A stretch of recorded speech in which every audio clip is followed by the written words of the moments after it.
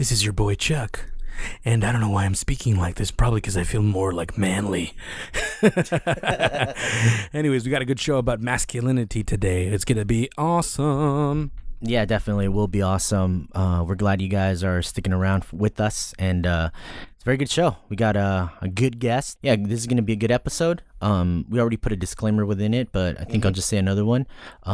Everything that we say is out of love. Everything that we're going to say in this episode comes from a good place, well-meaning. If happen to get triggered, we're sorry, but there's a lot of uncomfortable truths that we're going to say, and if you disagree... Sorry. And if you disagree, go ahead and just send us an email. Very well. Let's get it going, guys. All right, here we go.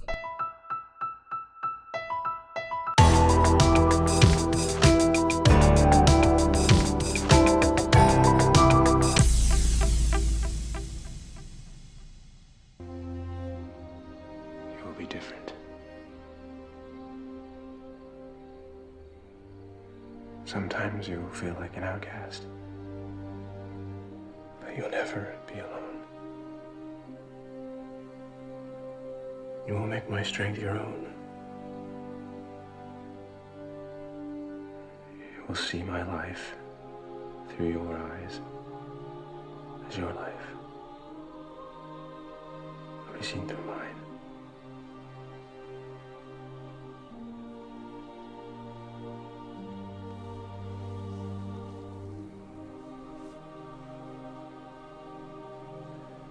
The son becomes the father, and the father becomes the son.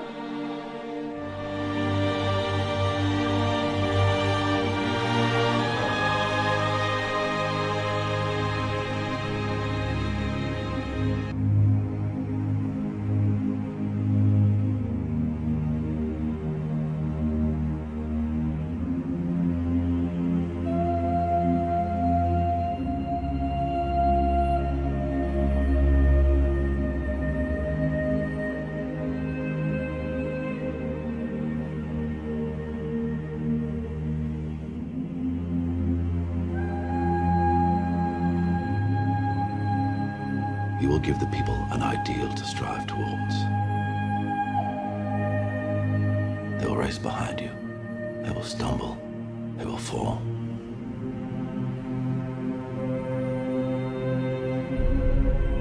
But in time, they will join you in the sun. In time, you will help them accomplish wonders.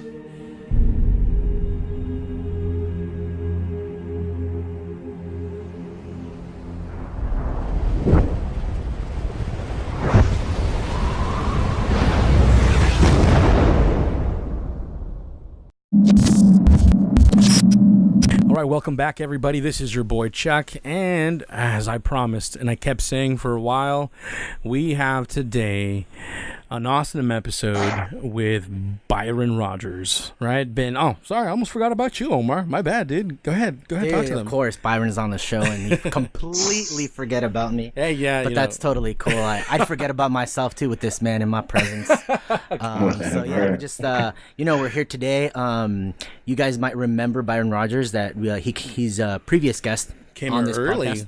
Yeah, he came here early. I want to thank you for that, Byron, by the way. Yeah, when nobody believed in us, you believed in us. Yeah, seriously. I didn't even have to try. I said, hey, Byron, can you come on? He goes, for sure. Tell me when. And I was like, really? I was like, you don't even know us. Like, what you want to talk about, man? We can get down about anything. Yeah, right. So, on the show today, like I said, we have Byron Rodgers. He's a former Marine. No, just Marine, right? Because once a Marine, always a Marine. Exactly. And, so then he's also doing now executive protection. And if you follow him on Instagram or Facebook, you'll usually be greeted by boom. Right. Every time you hear him or see him. So that's what's up. Welcome to the show, Byron. Yo, boom! What's up, guys? Byron Rodgers here, man. There it is, man. It's an honor to be here. Thanks so much for having me. I'm excited about this one. The subject matter is something I'm passionate about. So it's an honor. I'm looking forward to it. Awesome. And if you don't know by the title, we're going to talk about masculinity. And now that might seem like, oh yeah. And that might seem like whatever to some people, but to others, if you know anything about the current political climate, masculinity is very much frowned upon. And I don't know. I'm not down with that. I don't know about you, Omar. Yeah, so there's a lot of things that we're talking about, a lot of things that we want to talk about, and masculinity is high up there on one of those. And before we get started with this conversation, I think I want to preface it with just a little disclaimer. You might get triggered. For sure, you're gonna get triggered. There's gonna be a lot of uncomfortable truths said in this podcast. You might not listen to us anymore ever again. You might call us shills and heretics. But guess what? We're willing to put these uncomfortable truths out there for the betterment of mankind. So that is our goal since the beginning of this podcast. That is and it will always be our goal in our personal lives. So just a small warning, if you're willing, especially if you're a man, if you're willing to grow and you're ready to take it to the next level and really challenge yourself and place burdens upon yourself, well, you're going to have a listen today, and hopefully we'll all grow and be better for this. And just a little story why we wanted to start this was because maybe, Byron, you can give us a little bit of the information on how you came up with this idea. Okay. First, I want to kind of, there's so many things that go through my mind when you preface this episode that way. Just the simple fact that we all know that you have to preface it that way is like a thing. Yeah, I mean, like we went to war and fought for freedom, and here we are apologizing. I don't want to do it, but it's one of those things, man. It's one of those things, man. Yeah, and it's like appropriate to do that now because the state our culture is in over here in the United States, and I don't want to get too deep in it just yet, but and additionally, the things you said I found to be very motivating, man, because you talked about some masculine things right there. If you're willing to take on burdens, that's masculine. If you're willing to take on, if you're willing to push yourself, take on responsibility, it's masculine. One of the problems we have is a lot of guys are able to create, but not a lot of guys are able to stay with the thing and keep it alive and foster it and nurture it and bring life to it and sustain it. That's the word I'm looking for, sustain it. Lots of people can create, but do you have the character to sustain a thing? Seed time and harvest. Like, do you die during the time before the harvest? Do you tap out? Do you quit? And it might lend some logic to why there's a whole generation of men being raised by women and losing masculine values. But I don't want to get too crazy up in it to win it. Yeah, you're already starting out strong, man. I'm going to touch up on it a little bit. So before we get into that, me and Omar were already talking about this situation here. And, me and him have these kinds of conversations all the time. And as we were having this conversation, I was watching one of your videos that you post. I know you post pretty much daily. I don't think I've seen very few days pass before you post something, and you're always posting something. And I remember, I think you were having dinner with your wife or something, and it was something that I was thinking of that same day. And what you said was, you're like, bro, I'm looking around the room right now, and I'm a little bit concerned with the low level of masculinity I'm seeing. You know what I mean?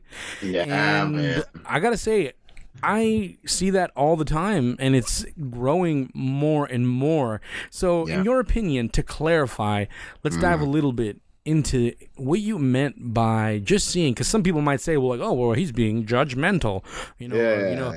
What exactly were you thinking, and how is that applying to what you see on a daily basis with the men that you're seeing around you?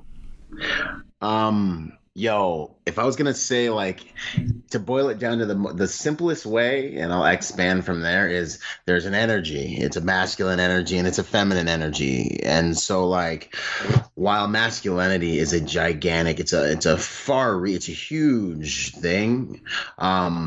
there's an energy that you can instantaneously detect within a human being, whether it's masculine or feminine. Now, me, and then when I say masculine, something I don't want people to actually like misconceive of while we're talking about this stuff is I'm not talking about like macho or toxic masculinity. Like, I consider myself a man's man. And I know that a few different ways, but I have absolutely no problem with tapping into my feminine, like emotional side. I have no problem whatsoever telling you, hey bro, like that actually just really bothers me what you did, or that actually hurt my feelings when you guys did that. And this is why I really appreciate it if you didn't do that. You know what I mean? Like, I have no problem at all. I think that that's manly, you know? So I a lot of what I want to do too with this is like to expel a lot of the like macho things that people have associated with masculinity, because culture's done such a great job at attaching masculinity to toxic masculinity. It's kind of like black people are scared. Like, people, sometimes I see people that are afraid of me because they think that I follow the stereotype of the other black people they see on TV. And I'm like, no, I'm not I'm not the guy that you saw in the 8 o'clock news. My profession is protection. You are safer because all 245 pounds of me is here right next to you, whether you realize it or not, you know? So, I'm on my third degree, which is, I'm a double psych major, and then I have a business degree, but I'm like sitting in my classes and they're going through everything and they're talking about, oh, well, you know, masculinity and toxic masculinity, but they fail to draw a line between the two, you know? And, it was killing me sitting in that class, and I actually burnt the class to the floor. Like, I respectfully and intelligently just talked to the teacher about it while we were sitting in class. And by the end of it, a few people in the class, actually, they were all female, came up to me and they're like, I'm so glad you said the things you said in class today, because we were kind of sitting there feeling the same way. And it was good to have someone who could articulate the things we were feeling. I was like, oh. Females were the ones who stood up and said, oh my God. That's like, a man. That's the man I want.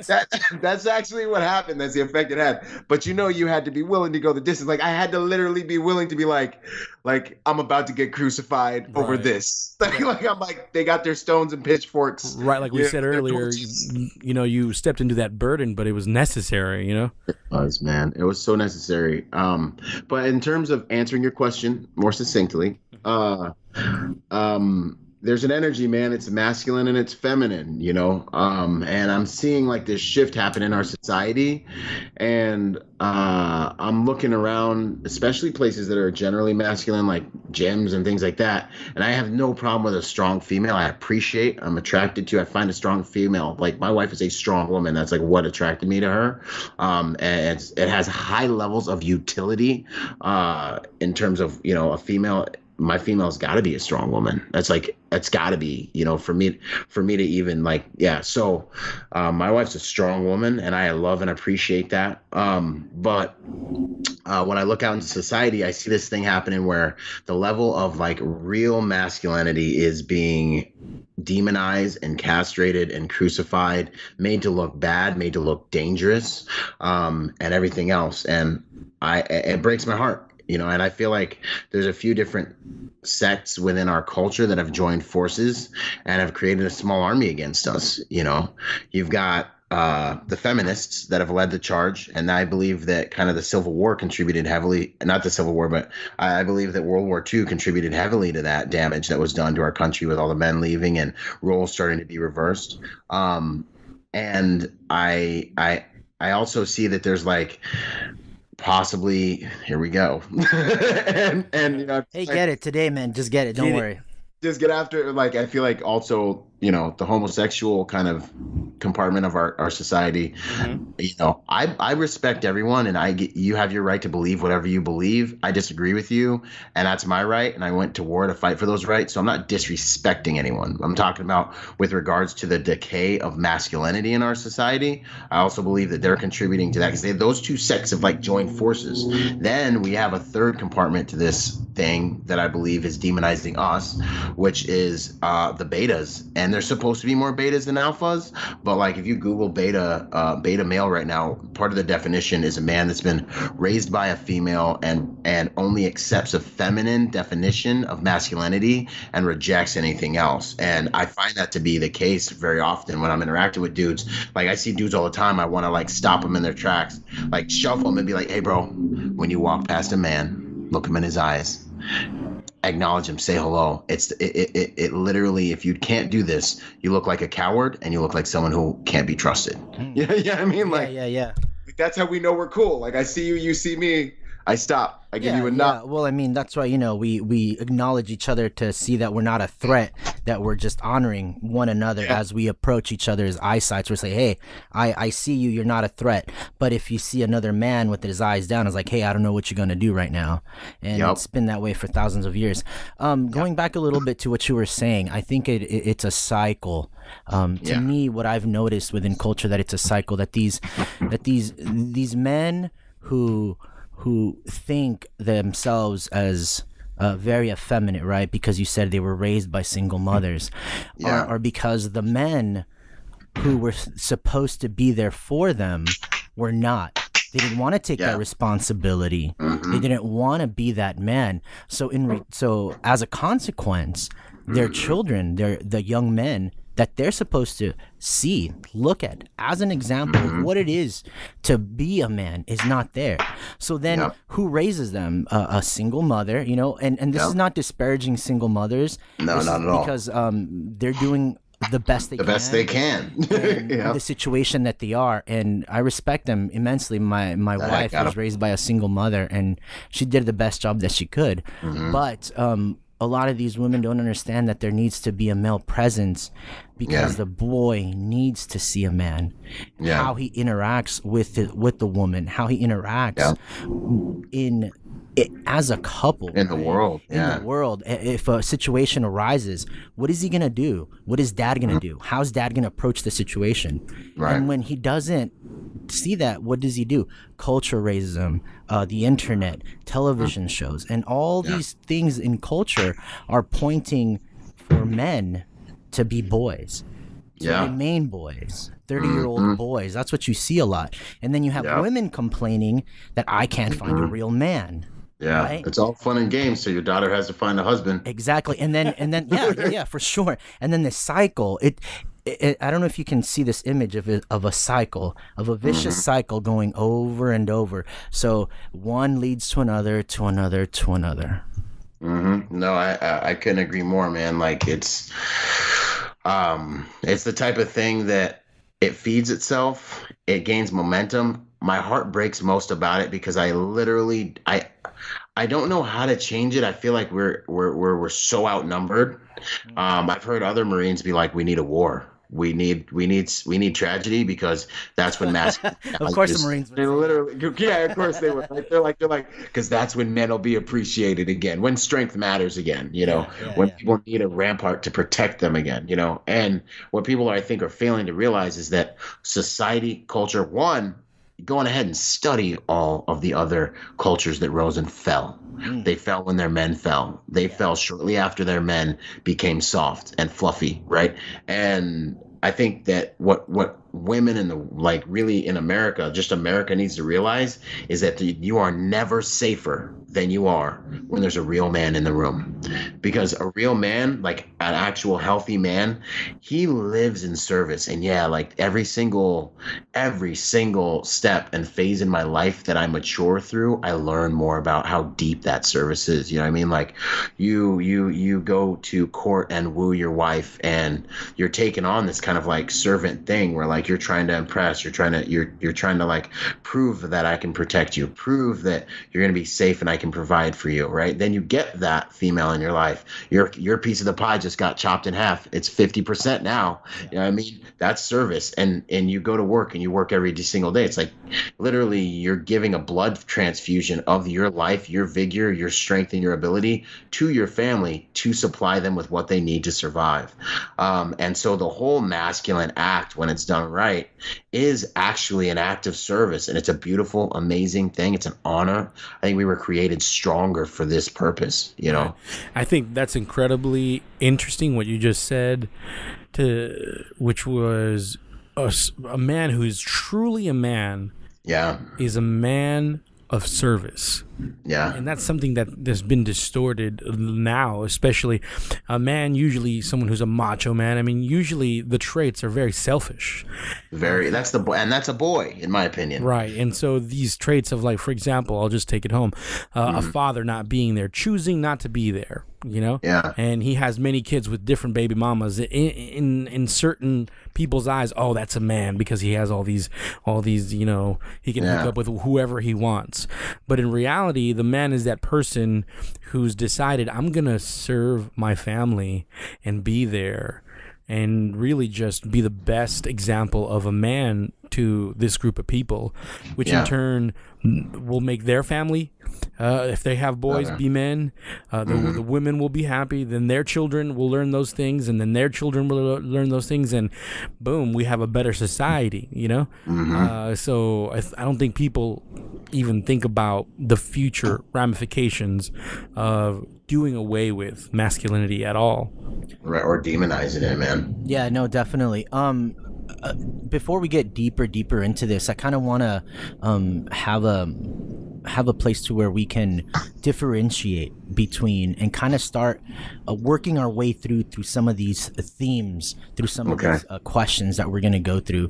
I kind of want to define what it is, what a man is, based on our temperament, because I believe that not all men are the same. Right? Yeah. A lot of people say, oh, you got to be an alpha, you got to be an alpha, you got to be an alpha. But truly, not all men are.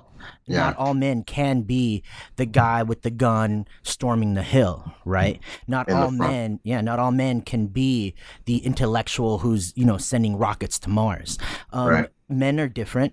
Men and women are clearly biologically different, but also men within our own subgroup, we are different based on temperament, right? I believe there's a spectrum of men, right? There's men who are more effeminate, right? Who lean more towards that way, but who are real men.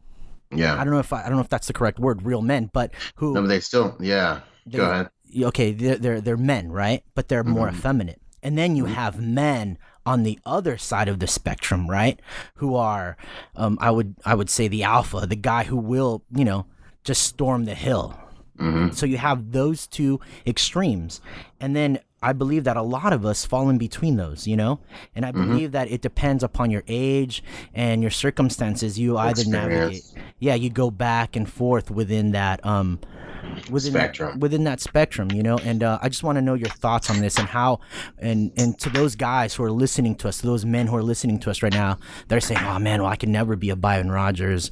You know, what do you have to say to that? Have you ever thought about that? Heck yeah, man. And like part of what I like try to talk about is like, look, your goal in life. Like for me, I started off with like a big heart, but I was just like a fat little black kid who was like dyslexic and like I had ADD and like I'm the last kid in the class taking my test. Like people act like they don't know the struggle, bro. Like I was the last kid every time. I can't read good. I can't write. I still can't spell. Every girl I ever liked made it out. Like they're out at recess looking at me like, yo, is Byron gonna make it to the next grade? You know. But I've conquered those fears. Finishing my 3rd degree. You know what I mean? Like I've written a book. I'm killing that trash, you know, and I think that is masculinity. It's facing your fears, becoming the best you can be. I threw a nasty post on Instagram about it called The Strong Man up just yesterday because this was on my heart. So I'm glad we got to get in on this. But like with regards to the type of man you are, I don't even know. Because I've seen in my life how I've come so far, you know, I know it does matter. The cards were dealt. I look in the Bible, though, and I see that story of the talents, which I'm really finding to be one of my favorite stinking stories, man. And, you know, because it's life, yo. I wasn't made like LeBron James. I'm the short, you know, like I'm the shortest dude on every executive protection detail I ever show up on. Yeah, I mean, like ever. Like everyone's 6 foot minimum. You know what I'm saying? Pictures, dude. Yeah, right. And everyone's like, oh, yeah, you know, and they're like, what's up, Byron? You know, and I'm like, what's up? You know what I'm saying? I'm like, don't get too close to me, you know, but what I see is that true masculinity it's all about facing those fears, man. Like if you're 120 pounds, like do the best you can with that 120 pounds. Yeah, I mean, if you're morbidly obese, you fight that stinking dragon every single stinking day. And it's the ability to go into a mode where you will take on the responsibility. Because something I'm learning as I get a little bit older, like, and I deal with, everyone else within my interpersonal circles, I'm learning that as a man, I feel like you kind of have to be able to be the anchor. You know what I mean? Whether you're a feminine male or a masculine male, like whether you're more, like a gentle dude or like no matter what your energy. I've met homosexual dudes that are like fluffy and fiery and flaming, but there's a masculinity to them. Some of the older ones, they still have that, and you're like, all right, cool. Like I can sit down and talk with Jeff, whatever. You know what I mean? Don't get at me, but whatever, but, and I think it really comes down to having the character to be able to be an anchor and a beam that can support the weaker people around you. You know what I mean? And not that women don't do that, because they do. There's some grandmas that hold whole entire families together, and yeah. But there's like if I was going to go through attributes, I'd say that, being able to be grounded and be that anchor for everyone, meaning being able to be strong for people when they need to be strong, when someone needs to be strong. Bring accountability. I feel like feminine energy is about acceptance and about comfort and nurturing. I feel like masculine energy is about discipline and accountability. And you got to be that guy to be like, no, little Johnny, you do need to go make your bed again. Good to go, because I love you too much to let you think that was a good job. Okay. So, you know what I mean? Like, do better, son. You know what I mean? No, little Johnny, I'm going to tan your fanny right now. You want to know why? Because we don't act like that. You know what I mean? Like that can happen. Our father chastens us, and that's how we know we're his. You know what I mean? Like, there's something to be said for that. Yeah. So then what unites men within this spectrum is accountability, being the anchor, and discipline. Is that fair to say? That's what can. So any man that's listening to this, wherever he may land on this spectrum, more effeminate or more hyper masculine, these are the traits that we should be looking for. And I would say almost chiefly your ability to take responsibility. Like if you're a man and responsibility comes down, and the women and children are sitting down, like literally, you're the guy that's got to stand up. Like, I feel like even there's a number of problems in life that hit you, and it's like, I'm the only one that has to deal with this. Like, I can't talk to my, my wife about all my it doesn't work that way. Kind of sometimes there's certain things that you have to carry, I feel like, and that you have to shield them from, and that you have to go to God with. You know what I mean? And it's like that prophet, priest, and king role kind of requires, in some ways, you got to be the guy who's able to take responsibility. That's what I'm trying to say. And I think that the difference between a boy and a man is that a man will take responsibility, whether he made a mistake or not. And a boy will run from it. He'll get his mom. He'll go talk to his mom because she'll make him feel better. He'll have a kid. He'll run away. He'll plant the seed. He'll leave. He won't work hard during that time that comes before the harvest, And a man will say, you know what? That was my word. I'll bring that thing through to completion. This is my responsibility. I made a mistake, but I'm a man. I'm going to stick by it. You know what I mean? That's another huge one, in my opinion. Yeah. How do you get to that point? How do you get to a point where it's not easy, because it never will be. How do you get to the point where you look at responsibility and you don't turn? You look at responsibility and you move forward. You say, you know what? I'm going to take this burden upon me. I'm going to bear this cross, and I'm going to see it through, even if I have to get crucified. How do we do that, man? It's very difficult. It is extremely difficult. And it's an interesting question for me to have to answer, because I had the privilege of finding myself in a number of different circumstances and praying to God for help. And all they did was give me grace, which is not what they teach in church. I prayed all night that, we were freezing out there in the field. I prayed all night, God, I can't do this. I'm going to die. I can't do this. And guess what? I froze all night. Good to go.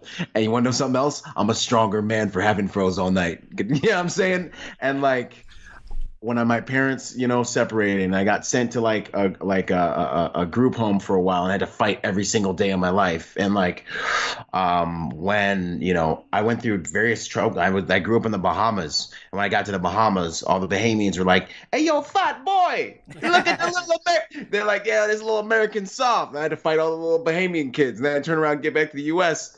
I'm in a 6A school. I'm the only black dude. Yeah, I mean, there's one other black dude, but he ain't really. Yeah, I mean, like, he just really black. He was cool. He was cool. But anyways, like, you know what I mean? Like, and so I was alone, and I found myself in a lot of circumstances where there was no one who came to help me, and God gave me grace to sustain me, but he didn't bail me out, So for me, I feel like that was a privilege because it cultivated a certain type of self-reliance. And I feel like that's something that can be bestowed man to man very easily. But if you're being over-coddled by two parents or a household where the female is domineering the other husband, which I see a lot, which really, really is detrimental to the development of masculinity, in my opinion, or, you have a mom that's helicopter mom in you, like, I have to give my mom credit for being able for me coming out the way I did. You know what I mean? Because I was primarily with her.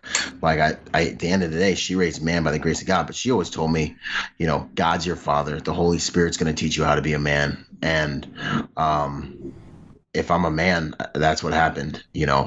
I went through a number of different struggles, trials, and tribulations by myself. Like David, I killed a lion, I killed a bear. Now I'm about to kill this Philistine, and it built that type of self-reliance between me and God. He's all I got, and I'm gonna not fail kind of thing built into me. So I feel like, to answer your question, struggle. Right. You gotta struggle, and it really helps if you're driven to struggle.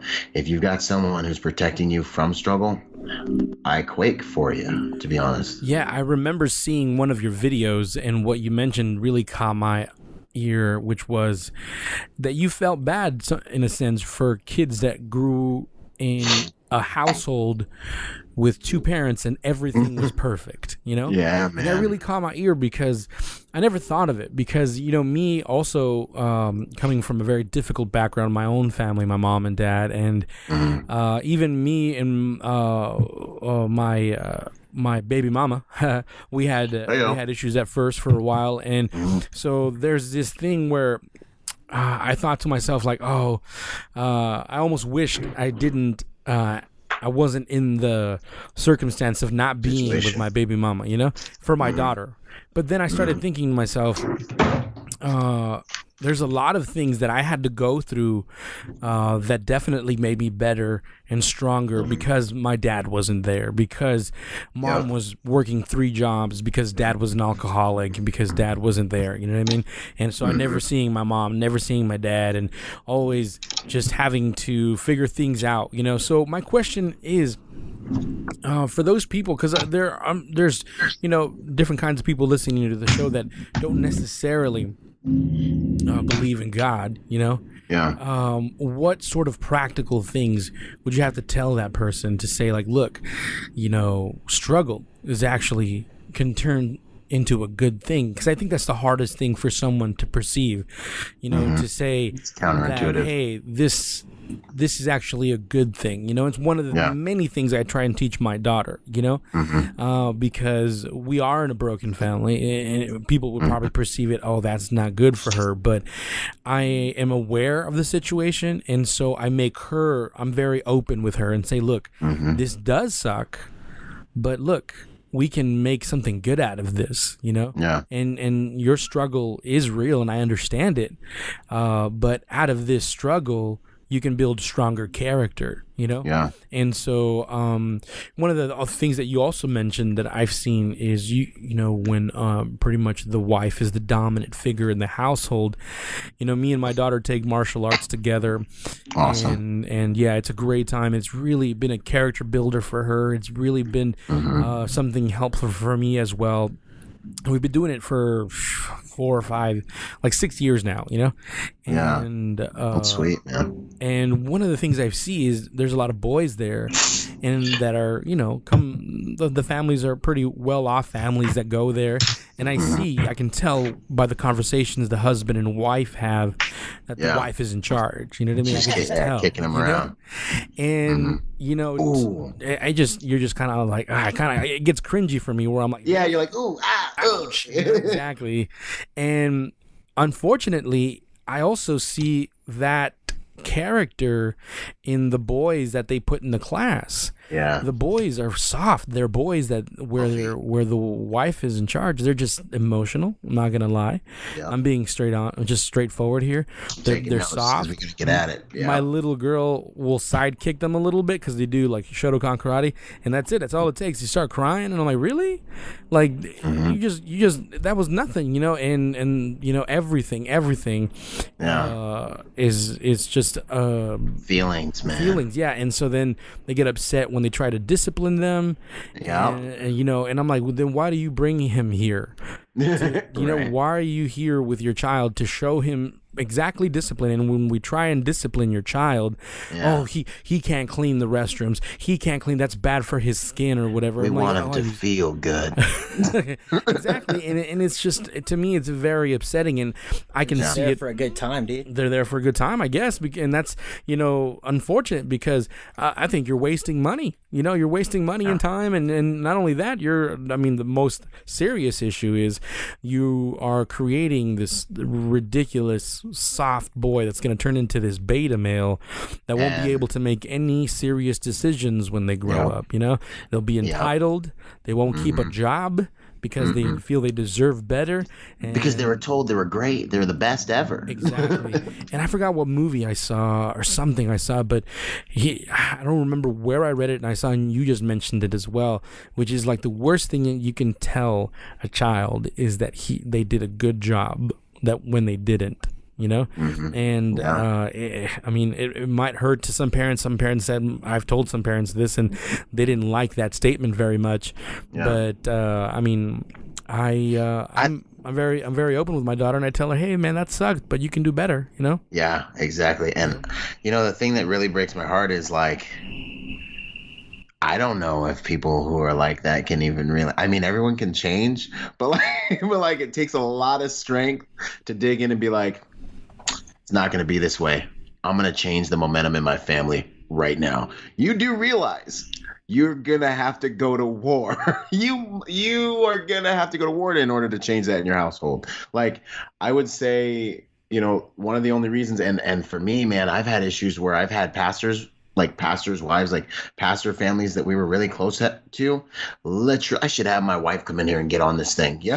Come at me because my masculinity. And at the end of the day, they end up like attacking me over it. And I'm like, look, I don't apologize. And honestly, it made us a lot closer because she was able to kind of see like, well, one, I wrote a whole 7-page dissertation on my biblical understanding and opinion on biblical masculinity in marriage. And it ended one of the disputes. And she was able to kind of see me hold my ground, understand why I am the way I am. You know what I mean? Because if you don't understand masculinity and accountability, you might just think your wife? That guy's mean. Yeah, my wife. Okay. Yeah, we became way closer after these trials, if you will. But what I was gonna say, kind of on what you were saying, is our approach to emotions should be starkly different, I think, between masculine and feminine, because there's a balance, there's a homeostasis that needs to be maintained there. And there are a lot of scientific studies, and in fact, there's the whole EQ movement is around emotional intelligence. And if you can't raise your kid to have emotional intelligence, it is like arguably one of the most decisive components to becoming successful in life. Emotional intelligence. And masculine energy is like, hey, I know how I feel, but a man's got to do what a man's got to do. It is not what drives me. It is not what's going to, control my actions. You know what I mean? That's huge for us. Why? Because we were created physically stronger. like from the moment a man is like born. One, I was reading another book that was very interesting. It talked about how we're actually much more sensitive than women when it comes to emotions, which is why we're actually way more default respectful. You ever notice, like when we were starting the podcast off and you were like asking your boy to get a little closer to the mic, you were so respectful. You're like, hey bro, we have to, you kind of like poke around it a little bit. You ever watch two guys, like we do these dances, hey man, would you mind coming over here and doing this real quick for me? Because we're like cajoling this awesome, beautiful thing called respect. You know what I mean? It's like, it's our currency, you know what I mean? And so Yeah, that's true. It's if you ever watch two guys, it's like this dance of like respect, and it's fantastic. And that's and if you look at ancient cultures and civilizations, what do you see? You walk in front of the king, you disrespect the king, you look the king in the eyes at the wrong time. You know what I'm saying? You're out on the street, you bump into a dude, you don't say sorry. Somebody's gotta die. You got samurais chopping each other up. You got cowboys shooting each other. You know what I mean? Everybody thinks I'm crazy. This respect thing is real, and it's inside it's in the biochemistry of men, and I believe it's that way for a reason. Just like most everything else that's organic to the human experience on this planet, reasons that human beings haven't acquired enough wisdom to be able to appreciate yet. You know what I mean? Yeah. It's listening to your story right now, talking about the pastor or the people that you encounter in church, and the men that you encounter in church, and I believe it's threatening. It's threatening, for sure. It's threatening. A lot of men don't understand it, and so they don't understand the threat because their ego gets in the way. And instead of saying, tipping the hat and saying, okay, cool, teach me. I respect that. Yeah. Teach me. They say, oh, you're toxic, or you're wrong, or you're bad, and it's well, that's what it was, man. It was the wife poisoning the pastor against me, that I was toxic and I was just some Marine guy that was too intense and just too masculine. They're like watching my videos on social media and like coming at me sideways afterwards about it, and I was like, well, like, this is genuinely what I believe is right. And, between me and God, because I also have a relationship with God, like I feel like he's leading me. And I kind of was like, this is what I believe. This is why I believe it. And I was like, you know what? I'm not going to sit here and argue with you. I was like, I wrote a whole report on what I believe, why, Bible verses and everything in one of the instances. And what it was in both instances, it was kind of the wife poisoning her husband against me, because it was like a dominant. She wanted to like kind of see me bow and kind of be like how she is with her husband. Like, they had their husbands in their pockets and they wanted to see the same thing happen to me, and it wasn't going to happen. Yeah, that's it's very unfortunate. I'm thinking a lot right now what you're saying, and I've been on a journey, man. I've been on a journey for the last 4 years since I left that cult. Because, me and Chuck, me and Chuck were in a cult, legit cult. And, okay. Yeah, you can laugh. It's cool. Oh, it's hilarious. You can laugh. It's cool, dude. It's pretty awesome. Yeah, I have to laugh now so I won't cry, And yeah, dude, for real. I feel for 20 years, we were in that Christian cult, and just thinking a lot about my life and how it's changed these last 4 years when I've been pursuing truth, when I've been pursuing on this path to become a better individual, a better Christian, a better man, a better husband, a better father. Yeah. And a lot of stuff, man. I've had to burn a lot of dead wood, as you would say. It's a little bit personal, but I hope it'll help somebody, because that's what this podcast is for, to just to keep it real, because how the way Chuck and I are on this podcast is the way we're out in the street, and we put it all on here in hopes that at least one person will get the message and change. So like when I grew up, man, I grew up in a household with a strong mother. My father was there, but he wasn't really there. He was an alcoholic, and so he just left for a bunch of years. He wasn't there, man. Yeah. And then he changed. Everything changed. He became a Christian, right? He became a Christian, and that's when my mom took him back, because they were separated for about a year, and she took him back and she went with him, and so they both started going to church. That was like around I was 11 years old or so.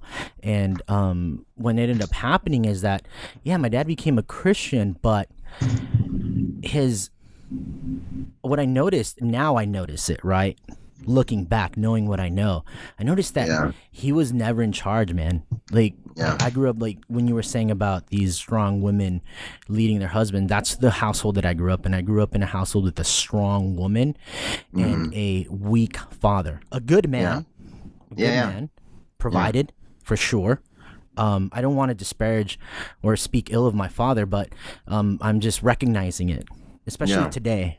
I was thinking about this today because I had this whole thing in my mind today, and we were going to talk to you, and so a lot of these images and memories were coming back, and for sure. So character-wise, in the way weak, as in not really instilling a sense of manliness. He would say, you gotta be respectful, you gotta be nice, you gotta be all these things, but that energy was missing. Yes, exactly. That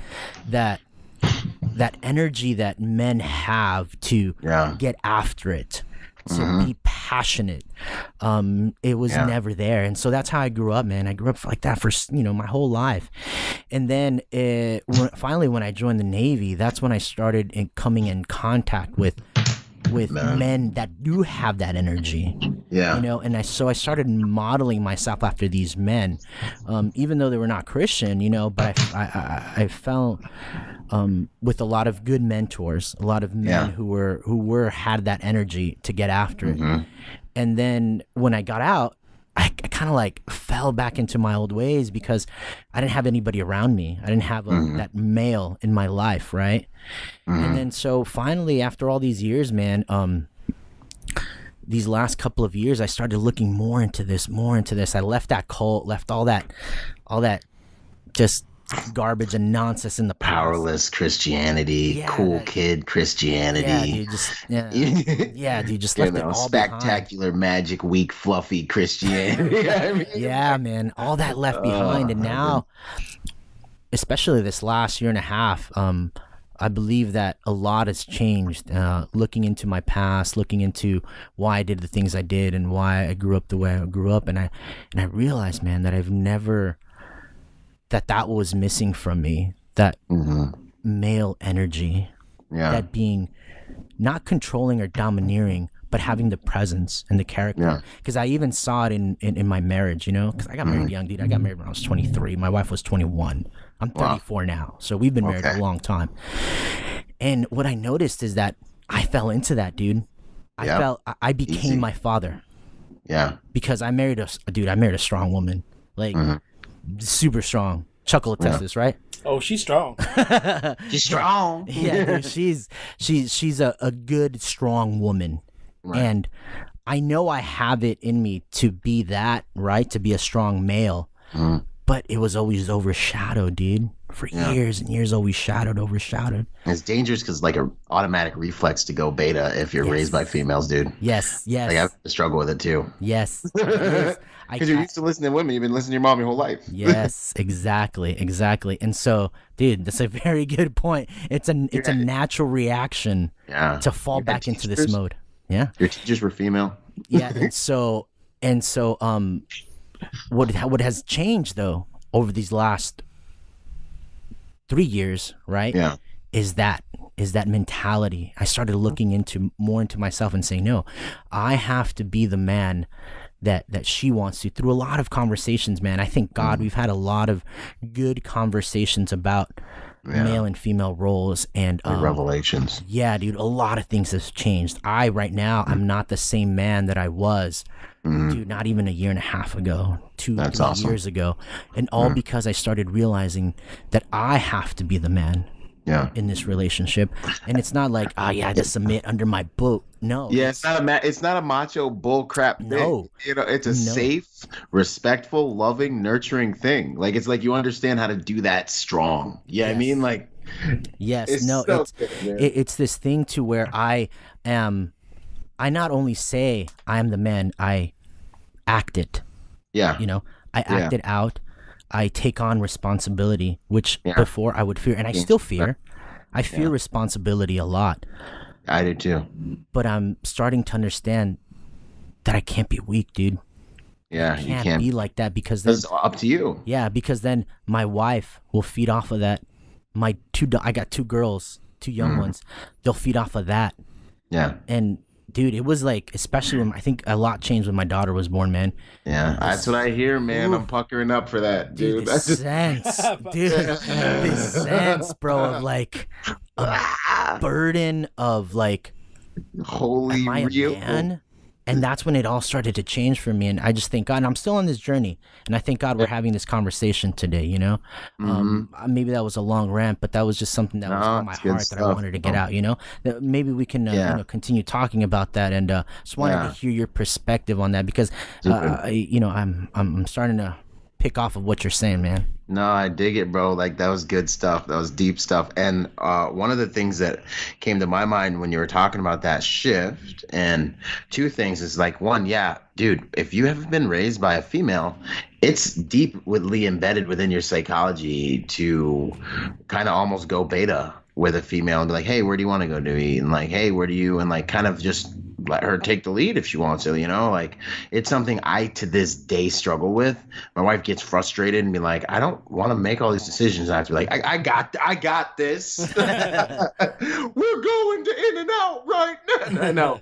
But the thing is, if you don't do it in a healthy way, you'll get bucked and you will lose. Yeah. Because we're not talking about being like, yo, I'm putting my foot down, I'm the man of the house. You do that, you're about to have a tough time, bro. Like, you're gonna have a tough time either way. But I'm just saying, like, don't do it wrong. Don't do it wrong. It's one of the most dishonoring, makes you look weak and pathetic and annoying and laughable type of things if you do this incorrectly.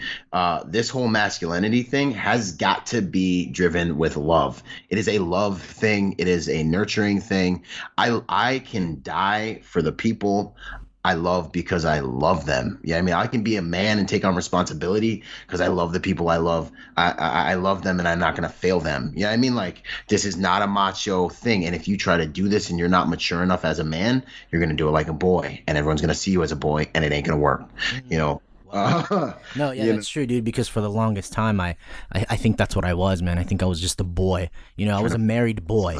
Yeah. Yeah, I was a boy who just happened to be married for, you know, for the longest time. Yeah.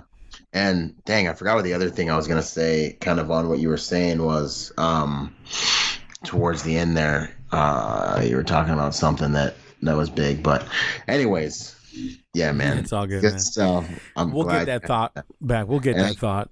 Well, this is... You know, this is us getting a little bit personal, I guess, and people understand where we're at. They kind of know where I am now with like my daughter and where Omar's at and our struggles and things like that. But I think that's a good thing that we're just being honest as far as like, hey, this is the struggle. And what caught my attention, what you said was like, hey, I fear responsibility too, but we do it anyways. You know what I mean? And I think that's important is what you said earlier, right when we started the show, facing the dragons, you know? Yeah. And I think one of the things that emotional intelligence does is makes you aware that there is a dragon that needs to be slain, you know? Oh, this dude's there. Because when you don't have emotional intelligence, when you don't have none of those things, you're not even aware of it, you know? Yeah. I read kind of the work of Jordan Peterson. I don't know if you know who that is, but... You don't know who Jordan Peterson is? Byron Rodgers? Shaking my head, bro. Are you serious right now? Do you know who Mike Davis is? I'm so bad with names. Like, give me books. Mike Davis? You know who Mike Davis is? No. Jolly Black Man? No? He's What? really cool. Dude, I got to bro. introduce you him after. Okay. You know, I think this interview's over. I'm done. Just kidding. He's putting a strain on the relationship. This guy's not. I thought he was a man. You're talking about emotional intelligence, and Mike Davis is the man on emotional intelligence. We met him a year and a half ago. Yep. And honestly, he was one of the key components of me becoming a better man and discovering my emotions and really understanding that they're God-given and that they have a purpose. Yeah. Right. And so if you haven't heard him, Byron, he was basically right Do you have before. a book out or anything? Okay, well, Mike has a couple simple ones that he's made, but when we heard of him he was right before or right after your episode on the Joyspiracy theory. And so he was also there at the Heiser event a long time ago, like 2 years ago. You were there as well, I believe. Yeah, he was at the Michael Heiser event. Remember over there in the Saddleback Church? Oh, yeah. We saw you there. We saw you there, but we didn't really like. Is that Byron? I think that's Byron. Nah, he's too short of a man. He's too short. No fireballs, nothing. Seriously, don't make it worse than it is, Omar. I'm just kidding. All right, no. You're just saying that because he's on Skype. No, I wouldn't say that to Byron's face. I wouldn't do that. But no, I'm just kidding. You're my height actually, so I'm just messing around. But hey, let's get away from that one. So the point is we were listening to Mike, and in researching Mike's stuff, we started going on Jordan Peterson, which he's a professor of he's a clinical psychologist. He's a professor of psychology in the University of Toronto, Okay. And so I read his book called 12 Rules for Life, Antidote for Chaos, Okay. And in there was a story that he told about a man, I believe it was a man, or just I think it was the father figure of the story. The whole family actually, the story was that they bought a little pet dragon, and the little pet dragon was in the middle of the house, and they would just keep it there. And they fed it, and they just keep feeding it and keep petting it, and the dragon kept getting bigger and bigger and bigger, right? And so instead of doing anything about the growing dragon, they just let it grow, and it consumed the entire household. Yeah. And so he basically explains that that's how things can go when it comes to our personal lives. There's these dragons that we don't face, that we walk away from. There's these fears that we don't want to face. Oh, I'm afraid of responsibility, or I'm afraid of being a father. I'm afraid.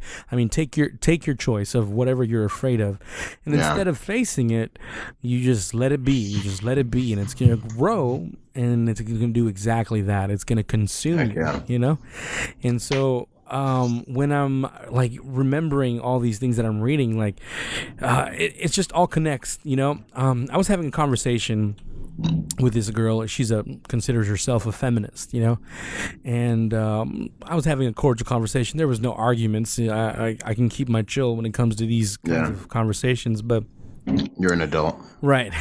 And so I mentioned something because she said something very interesting, and I think I want you to touch on it and tell me what you think. We kind of have been dabbling on it, but I want to kind of get into it a little bit, which is this. She said that if society was ran, is that the word? Is that the conjugation? Yeah. Right. By women, by a matriarchy, it would be better, in her opinion, than a patriarchy. And I can see your smile right now. You're like, what is this? Hey, why are you going there, man? Hey, I'm going there. Right, it is a little controversial. Everybody's like, And so I told her there is a city in the United States, if she's not aware, that is primarily ran by women. And she's like, there is? And I was like, yeah. And she was like, what is it? And I was like, the city of Chicago, And she goes, what do you mean? I'm like, that's the highest rate of single mothers raising families there. And it's also the highest rate in murders and different crimes. And it's pretty much one of the worst cities we have in the country. It is. And it is the worst city, right? Yeah, and so I told her, he explained to me that, if a matriarchy is better, that's an interesting circumstance to try and explain away, Man, there's a ridiculous amount of statistics on the damage done to men and families in terms of studies done on inmates. I got stuff, 90% of homeless and runaways, fatherless homes, 85% of children who show behavioral problems, fatherless homes, 80% of rapists, fatherless homes, 97% of high school dropouts come from fatherless homes. Like, I got lists, and it's all predominantly fatherless homes with a lot of like masculine behavioral problems. And I can cite this in a second here, but the thing is, man, like, I don't know if I would fight her and be like, the society would be better ran masculine or feminine. You know, but I can tell you this much. And I guess if we're not going to take it biblical, it's a little difficult, but that is what really runs my life. And I would say that, like, I believe men and women, and I can prove this, in the Bible, like, we have different roles. As a man, we're prophet, priest, and king. We are the spiritual leader of the house. I could say in a family unit, we have equal glory, but different functions. And the masculine is the leader function. The female is the supporting function. And neither of those functions is more important than the other. Mm-hmm. It's not good for a man to be alone. You know what I mean? Right. But I would also say that if you look at great societies that have fallen, they fell when the men got fluffy and start putting makeup on and run around and doing certain things that aren't masculine, like that I dare not repeat here right now, actually. Right. But like, that's when they fall, when they lose those stoic, hard, disciplined values that they used to catapult themselves past all the other countries and societies around them to greatness. And then they get comfortable. And then that comfort begets femininity, and that femininity begets the end. So if I was gonna like resist that argument, that's how I would resist it. I'd be like, well, I just made her aware. I wasn't resisting. All I was saying is that, like you said, they're I can say I vehemently disagree with her. I mean, it would take me a couple seconds to be like, how do I want to approach this? Right. But what I was telling her is that, like you just mentioned, actually, you nailed it on the head right there, which they're kind of symbiotic. They need to exist in their place, and they need to work together, Yeah. And that's, I think, the difference between biblical masculinity and the masculinity that society understands is that it needs to work together with femininity. Like, it's not two separate things, and one is better than the other. No, they're both created to work alongside each other. Exactly. So both of them can thrive as individuals. Feminists can thrive, and people who are masculinists can thrive. And so it's important. They both have their roles, and that's kind of what I was getting at. I think that's the misconception today, is that, oh no, we want primarily patriarchy to be in charge, or matriarchy. Like, no. In the biblical model, both need to be there in their correct place, and they need to work together to build each other and grow together. Yeah. I would say that I don't know, like I would say that the whole patriarchy thing is just a whole made up thing. We don't live in a patriarchy, It's not men that run society. It's competent men. It's not the most powerful men that run society. It's competence. Yeah. We live in a society based on he who is the most competent wins. So that's why all the CEOs happen to be men, because they put themselves in positions and dedicate the time to be competent and to be masters at whatever they want to be. And if women want to demonstrate value, they have the same opportunities as men. That's why this whole patriarchy thing, it's nonsense. It's not real. We do not live in a patriarchy. We do not live in any sort of, the only thing we live in is in a competence hierarchy, that's what true. I would tell her, because like right now, this world, no matter how you feel about it, it exists for money, not for man. So you want to act like you don't have the same opportunities? Just be an entrepreneur and kill the game. And if you're making money, you're going to win, period. Yeah. Why are men at the top of these companies? Because they're making money. They're leading these huge organizations, because whatever they're doing, their leadership is working. You know what I mean? So I would kind of refute that way. Like, no one cares. There's no black, yellow, orange, pink, green, male, female anymore. There's rich people and there's poor people. Good to go. And if you haven't figured that out yet, I mean, you need to get off of YouTube, or you need to get off of watching your cable, and you need to start reading some books and pay attention. You need to ask somebody, a couple of things I wanted to tap on real quick. Sure. Yeah, man. Want to go on that? One of them is, like the whole guys not taking responsibility, and having the baby mamas and then bouncing. I feel like there's an aspect to that gets passed over all the time, and that's the fact that men women need to be cherished. There's a good book out there called Love and Respect, y'all. I don't remember the author's name, but this Love and Respect book is like the truth when it comes to having a really healthy relationship. I've read it. It's good. It's like, yeah, it's awesome. And there's a lot to be said for the currency that men need to breathe in a relationship, which is honor and respect. And since those things are being crucified in our world, it makes it a lot harder, I believe. And I'm not giving anybody excuses, but I'm talking about there's a component here that I think should be addressed. If you're not able to honor and respect your man, it's going to make it a lot harder for that relationship to work. You know what I'm saying? And I'm approaching this gently, you know, because it's a touchy thing. But like, I think like the currency that encourages, the currency that makes a man safe and brings the best out in him and causes him to get up early every single morning is that respect and that honor for that stuff, man. It ain't never easy to get up at 4 a.m. after I've been up till 11 trying to take over the whole entire mother stinking world so that I can provide a way of life for my family and my wife and be who God wants me to be. It ain't never easy, but you know what? It's the honor and it's the glory that I'm bringing to his name, and it's these type of currencies. You know what I mean? That really, I believe men need to thrive in a relationship and in a family unit. And unfortunately, it's in vogue. Like there's certain TV shows that we just don't watch in my house. Like this Orange County Housewife stuff. Like I look at TV sometime and I'm like, nah, turn that off. Like we don't do this here. You know what I'm saying? Like those ladies will never be heard here. Good to go, because we just don't act like that here. You know, and I don't even want, and you guys are all on the edge. So you know how TV works and flicker rates and Alpha State. And, you know, I'm not going to do what they do. Yeah, but your subconscious is learning right now, whether you realize it or not, you know, like, but I believe one of the biggest decays to this like thing that's really killing our masculinity and making it harder for guys to want to be in that family unit is there's no honor anymore. Women don't honor men. Like when I was looking for a wife in my head, I was like, I will never marry an American woman. I just won't do it because I traveled the world. I've been to over 60 countries doing private security, and I was like, yo, these chicks are crazy if they think I'm gonna legit. Yeah, man. Yeah, like just as much as there's a problem with Western men, I believe there's also a problem with Western women. But that's a whole other show.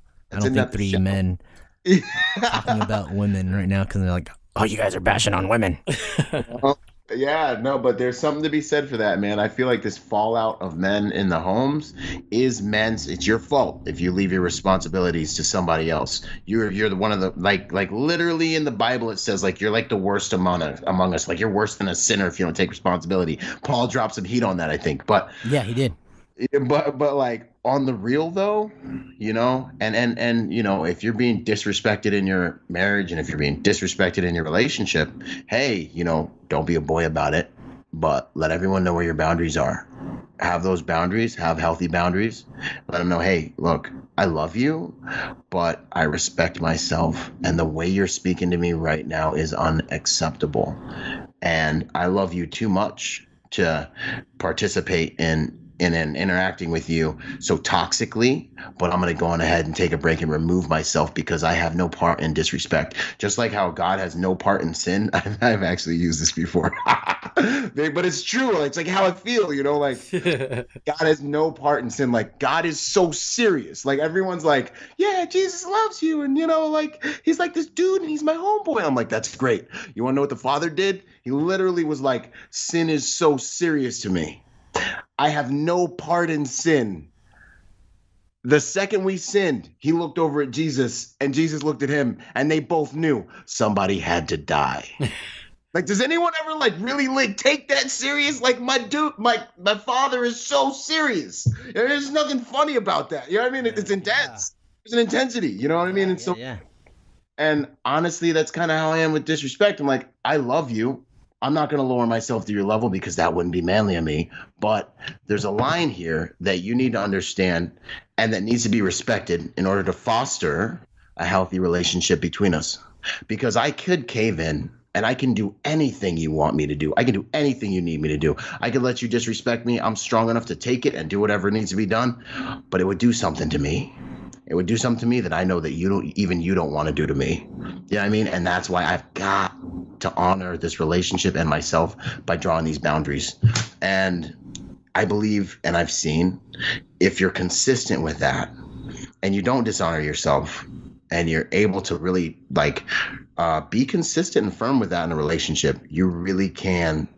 It takes time. It takes consistency. You've got to be strong, but you can change the dynamic and you can make a bed that you're more willing to sleep in, which is a household that's more respectful. I hope I touched on it right.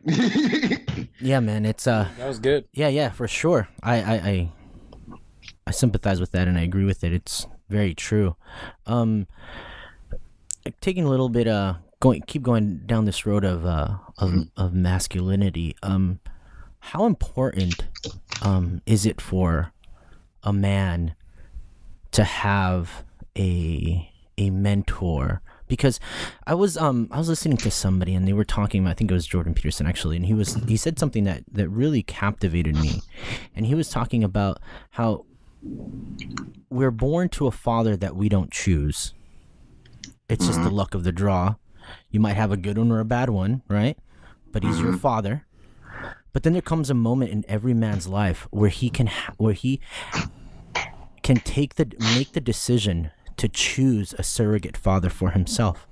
And personally speaking, I started reflecting on that, and I said a little while ago, I've noticed that when I take a mentor, when I take an older man and I go under his wing and I see and I let him mentor me and his wisdom fall upon me, I feel that my life is more productive. I feel like I have more accountability and the sense of responsibility goes higher, you know?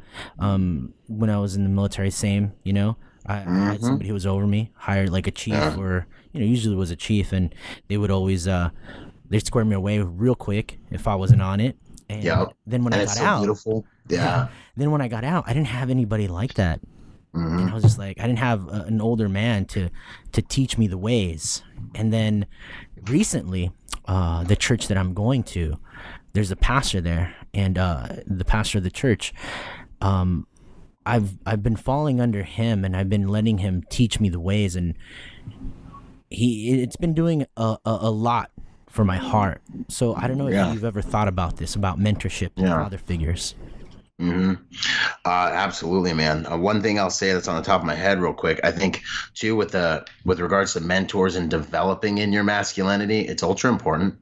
But I think that one of the ways that you can see that you're progressing in the different levels of your masculinity, I believe you should always have a mentor or somebody who's like the wheel that you're trying to design, you know, because it can really help you to grow exponentially. But I think what is also worth looking at is those mentors are in your life seasonally, I believe, and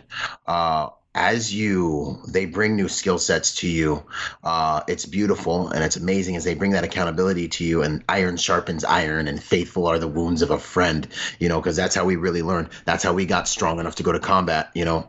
But as you learn those skill sets and those mentors ebb and flow in and out of your life, I think one of the things that assures you that you're developing in your masculinity is when those skill sets and gifts and tools become actually things that you can chase in yourself too. Like the day you realize, like, yo, I remember when, you know, the master walked in and I put my hand to the plow, and then I remember the day that he looked at me and was like, yo, you're good, kind of, and you find yourself doing all the things that you were trained to do, and you can just do them, you know. That is something that reassures you as a man that you're developing in these different levels that you've got to go up in order to really become who you're kind of created to be. So that's just something, I don't know, something to chew on that I'm thinking. And then with regards to masculine role models, man, like my whole story is like ultra non-conventional, man, because my mom was a very strong woman, my grandma, my aunt, you know, but they didn't raise me to be sweet, like, you know what I mean, like they were like, you know, Washington State country folk, you know. So thank God, I never had that mom that was coddling me, that I had to learn how to find my own masculinity and find my strength. Like my mom was like, yo, my mom beat me more than my dad ever did, which puts some strength and discipline in my bones, and I thank God for that. But my masculine role models, I grew up saying I don't look up to anyone. I don't look up to any humans. Like, I kind of grew up being like, look, I just didn't see any men that were like strong enough around me for me to give that to. Like, growing up, I was just kind of like, I just remember, and maybe it's because my dad's who he is. Like, my dad's a warrior, martial artist, got shot at point blank range with a shotgun with birdshot, held his stomach together while being drugged by his heels through the jungle for a few miles back to the truck, got to the hospital, died a few times, woke back up, and woke up in Miami-Dade, survived, and it's still, I call him to this day. It's like getting beat up for an hour and a half because he's just so hard on me. You know what I'm saying? Like, and I love it. It's our love language. He's like, you got to be hard, son. This last time, he's like, you got to be smart. But he's one of the most successful men in the Bahamas, owns one of the biggest security companies in the Bahamas. He's no joke, but, I never really found a man that I was like, I really look up to you and trust you. Half that was because I could tell half of them were gaming on my mom. And you know what I mean? And men are gonna be men, you know what I'm saying? Introduction to the game, like, so I'm sitting here and I'm like, yeah, you're doing nice things for me, but there's a game to this. And I always that verse was like, the Holy Spirit will be your teacher, and my mom being like, the Father is your heavenly Father is your Father. And I was raised to where, like, I'm friends with the Holy Spirit. Like, I'm out in everyday life and I'm like, Father, I don't know what I'm going to do. Like, I don't know where I'm going to eat. I don't know how this is going to work. I need to, like, literally him giving me manna from heaven. Like, half the meals I ate as an adolescent came from, my friends' parents. You know what I mean? Not so much because my mom, like, it just happened to be that way. Like, I got scooped up. Casey Treat, Washington, in Washington State, that Church Christian Faith Center. Like, I grew up in their house because I was best friends with one of their sons growing up. And I'd say he showed me a lot of true masculine traits. Like, he was a good man, good pastor, and a good father. He even spanked me once or twice, and I really honored and respected that man through my young childhood. But I can't say that I hold a lot of stock in having a mentor. I think it's a very, very valuable thing. But what I would also say is I hold a lot of stock in, especially if you're trying to do something great, is one of the quickest ways to develop correctly. But I never look at any mentor as the type of person that has all the answers. I look at mentors as seasonal and as specialists. They come into my life because they are very strong in one area, and they're going to give me, I'm going to learn that strength, and it's going to be my version, because all knowledge becomes self-knowledge once it's internal, and God's going to put it in me, and then he's going to work with me the way it's supposed to be inside me. And then at the same time, I think there's just so much to be said for figuring it out on your own.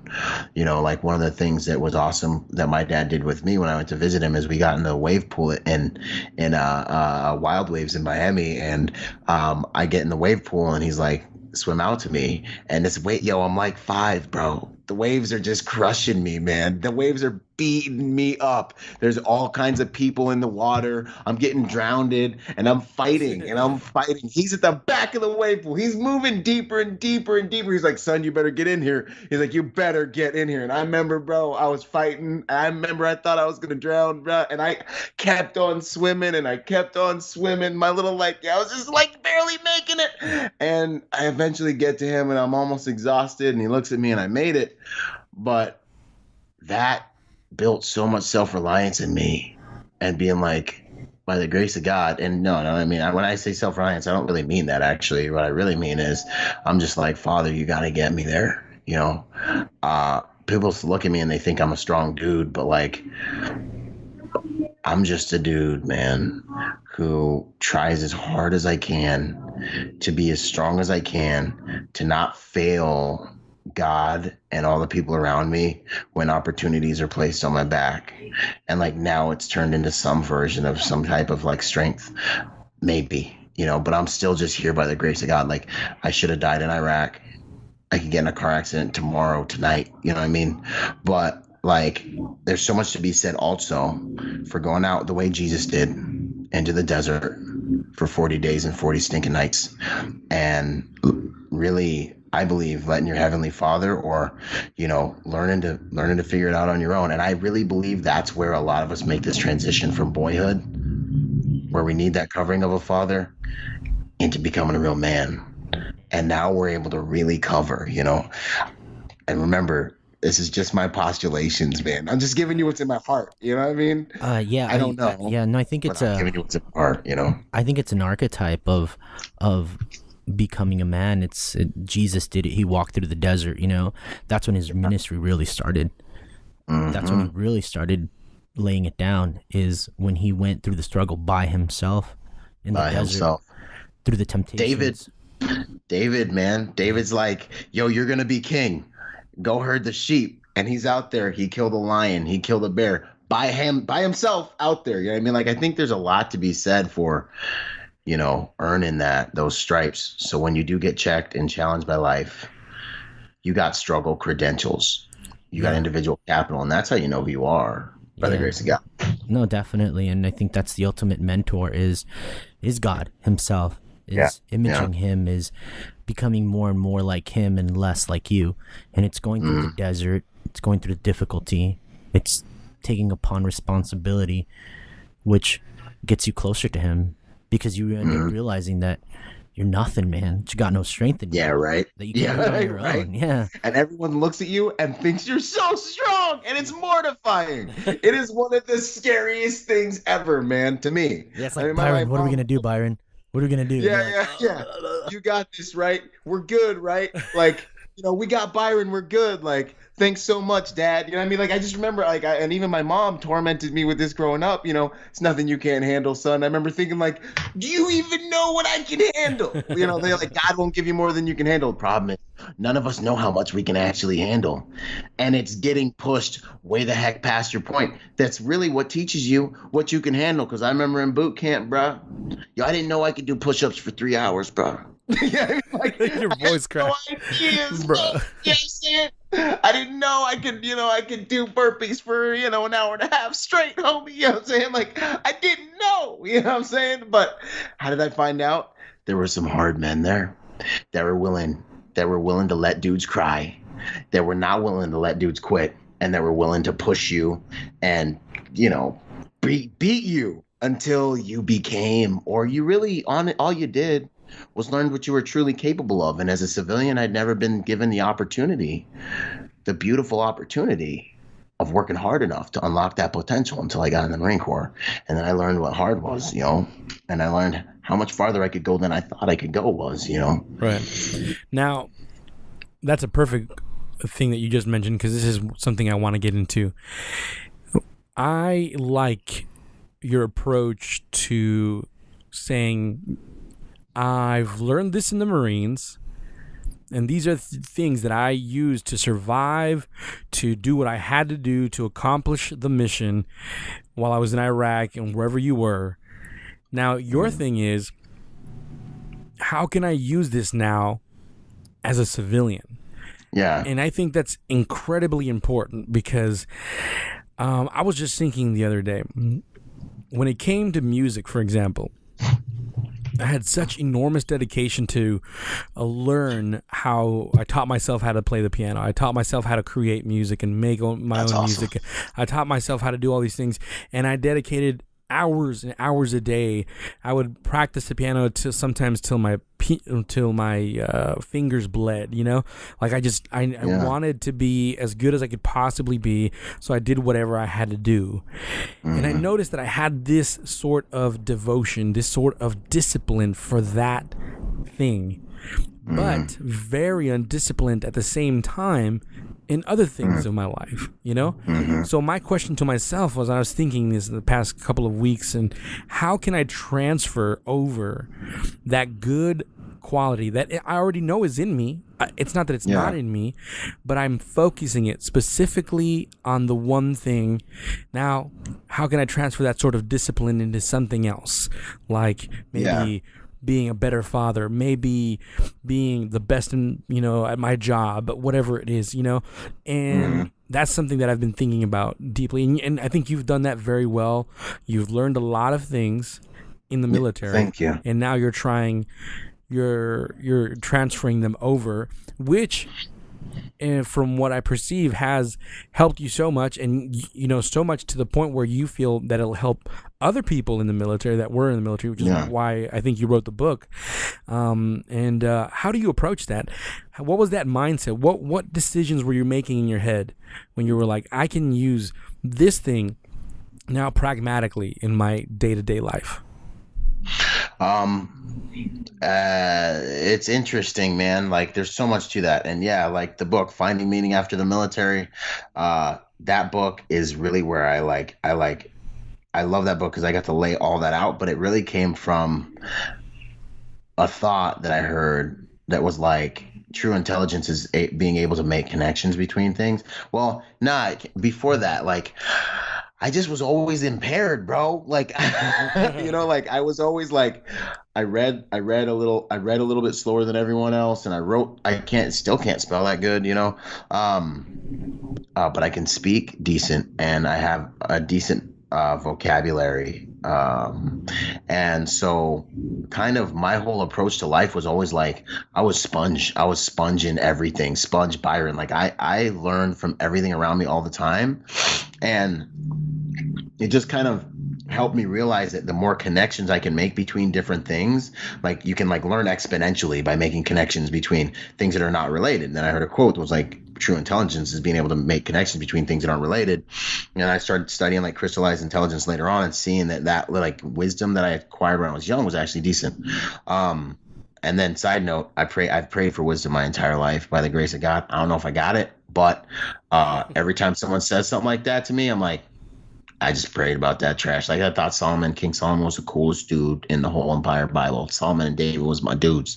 But to get back on that, the Marine Corps thing, I believe it's a double-edged sword because I learned so much from the Marine Corps that I would never give away and that I reference a lot. However, I feel bad when people feel like it was the Marine Corps that did that to me, and then they devalue their walk of life. So like I genuinely believe that no matter what you've gone through in your life, these lessons are literally sitting right there. Like for you, it was, the piano and learning music. Like there are lessons in that can make you so much more potent and powerful in your life right now. Like maybe it's just, and so it's something that, yes, I gained a lot from the Marine Corps, and my perspective, I can give a lot of juice from that area, but it's only because of what I call perceptual empowerment. It's the way I'm thinking of everything. I'm like an alchemist of everything that comes into me. I am looking for the value in it. I'm looking for the way that it's bringing me power. I'm making it all serve me psychologically, mentally, and emotionally at all times. Like, I could have been frying chicken for 18 years, and I'd come at you and I'd be like, back when I was frying chicken, check it out. This is what I learned. That's kind of the principle, like for you, what you just said is, I was straight up motivated when I was learning to play the piano, and like, how do you transfer that over into like life and things like that? What I would say is, think about that, man. Like you solved the equation of motivation in your life. There was something about the piano game that was so motivating to you that like you literally were like, I don't even have to think about this, I'm about to, piano is life, you know what I mean? And I think a lot of people like fail to realize these lessons. And so now what you have to do is really just think about like, what is it? Like, was it significance? Was it that I saw someone that had this skill set that like made it so attractive to me? Because if you can get into that state, like if you can learn the lesson there and you can get into that state, was it that it was attainable to you and that you felt like it would really validate you as a man? Like you felt like, if I can like kill the piano, I'm gonna be the coolest dude. Like you got to figure that out, because if you can figure that out, bro, and then you can take it and you can attach it to any other single goal you have. Like people are like, how do I get motivated? I don't know, bro. Like remember when you were talking to your wife and you were like literally willing to do anything?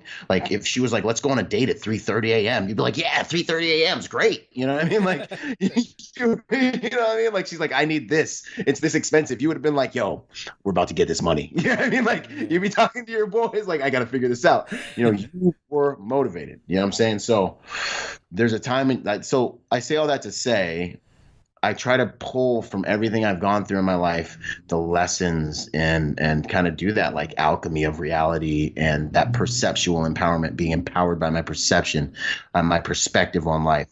And so for me, fortunately, it's the Marine Corps, and the Marine Corps is this like metamorphic, intense time in life. So it's so rich with content for me to pull from. But does that answer your entire question? Did you have some more, Stank? There was something else. No, that was pretty much it. Like I said, I was just thinking about that, and you kind of added more to it, and that's exactly what I'm saying. Because I've tried to, like you just said. One thing you said is interesting, which is you're trying to find meaning, purpose, what motivates you, and so again, you look at to whatever it is you want to accomplish.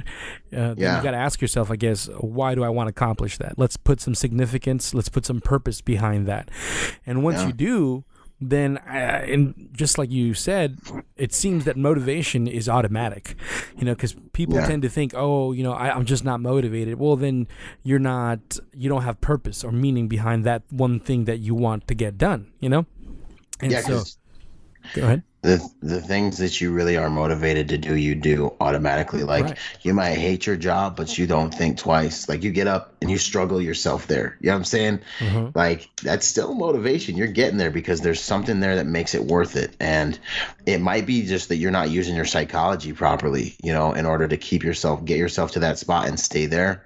But it also could be a number of different like kind of psychological blocks that you have with regards to it. Your subconscious mind's trying to move you away from pain and moves you towards pleasure all the time.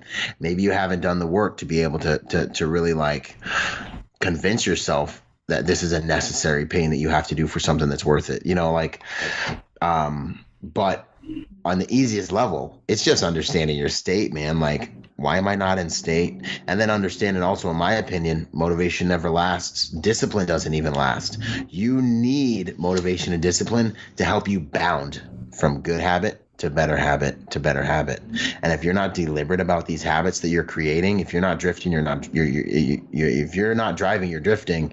And if you're not deliberate about those habits that you're creating, we're getting into a whole different subject matter.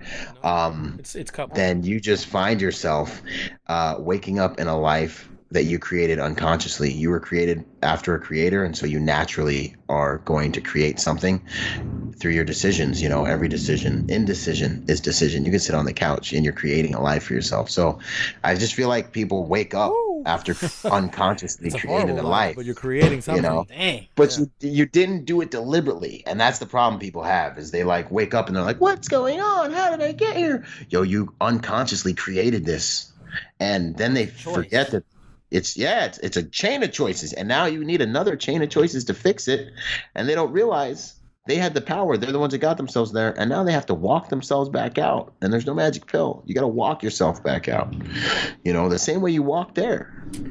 I think culture, as a Christian, I think we're more culture than Christian. I think we're more swayed by what this world says than what the Bible says. We avoid pain at all costs. I mean, it's biological. We want to avoid it. Mental, emotional pain, physical pain. But the older I get, and the more I understand things, and in this exact moment right now, it's like a complete moment of self-awareness that pain is necessary. I was thinking about what you were talking about right now, man. I had this image in my head that said, Jesus died on that cross full of pain. There was no pain, there was no glory. If he didn't die, there wouldn't be a resurrection. Right. And what disciple didn't die? You know what I'm saying? Yeah. Like, which one did? Yeah, I mean, like people think this is about being fluffy and having rainforest kids at your church, and being cool, having the Starbucks in the foyer of your church. This is some serious stuff what we do. Like, if you really, really look up to Jesus, you know what I mean? Like, I don't know, man. Like, I just see it as just so different than I get preached to in church. Like, every one of the disciples died. Like he says that I come to bring, like, none of it's easy. None of it is like a cakewalk, man. You know, like all of the people we look up to, like the disciples, the things they went through for the gospel, like we don't even have time to talk about the struggle. You know what I mean? Is that why we see a lot of soft Christian men? Oh, you know what? We going right back on subject right there, man. I don't know, man. I feel like the Christian man thing, man, I heard Miles Monroe burn this topic to the ground on YouTube the other day. I've been studying Miles, man. I love Miles Monroe. His wisdom is like next level. Like I would tell you to look him up, but like you have to even be at a certain level to appreciate the stuff he's dropping. Like, you know what I mean? Like you might just think it's boring. Because you'll just get mad. You might not. Yeah, exactly. Like in my humble opinion. But anyways, there's a lot to be said for that, man. Churches are right now, I honestly feel like Christianity has really been castrated in a lot of ways. I feel like they tried to castrate Jesus. You know what I mean? I feel like they've tried to make him a feminine, fluffy dude. We're doing it to ourselves.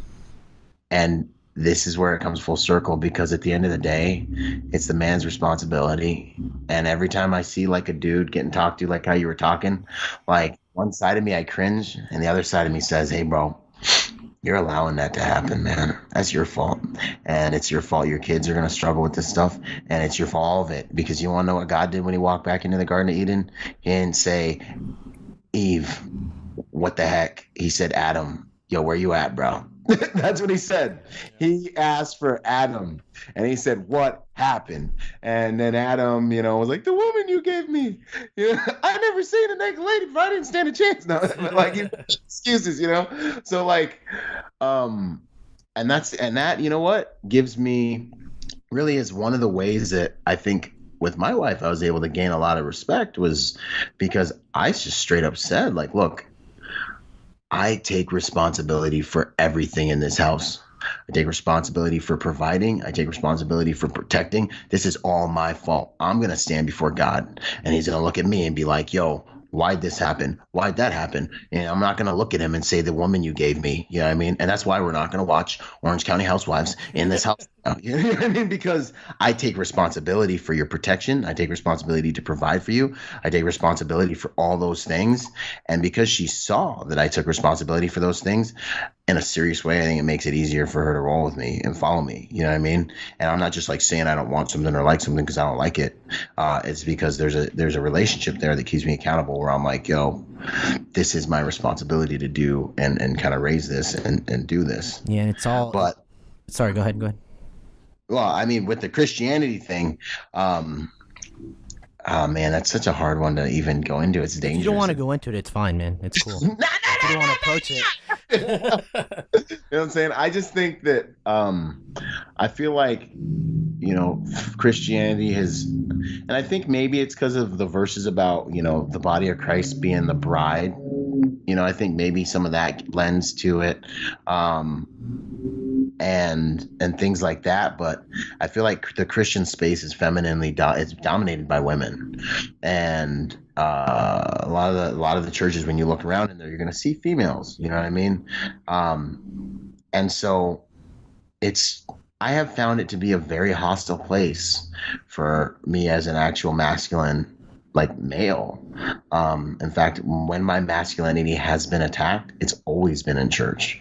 I can't right now articulate why that is, but I have been able to articulate that I don't agree with it, and I don't think that it's godly, and I don't think that, Jesus was just a nice guy who was just, like there are verses where it says, and no one asked Jesus questions ever again, because he dropped the heat on dudes. Yeah, I mean, where you see the disciples behind him be like, no, you talk to Jesus about it. No, you talk to Jesus about it. Because like he had that I'm kind of scared of you fear. Yeah. You know what I mean? Like, I love you, but I kind of know you're serious. Like your dad when he gets home, if he's serious. You know what I mean? Oh yeah. I think the more I, look into these things, and the more we realize it, I think there's a lot of there's a big disease, man. There's a big disease within masculinity in general, but also masculinity within the church.